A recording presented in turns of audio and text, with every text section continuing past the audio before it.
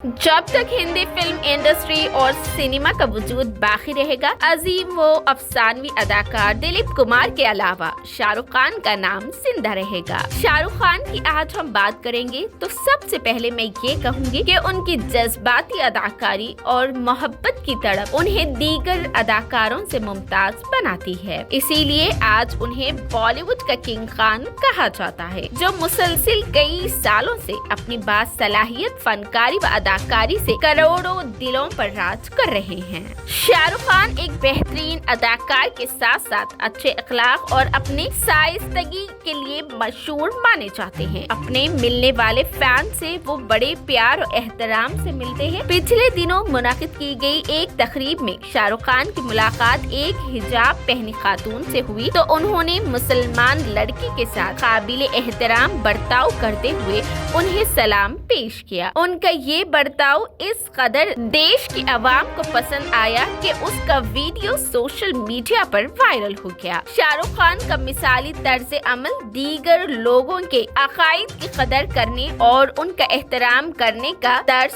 देता है, जो एक जोशकुन और ज्यादा पुरअमन माशरे की तश्कील में अहम रोल अदा करता है। शाहरुख खान यूं तो कभी किसी तनाज़े का शिकार नहीं हुए।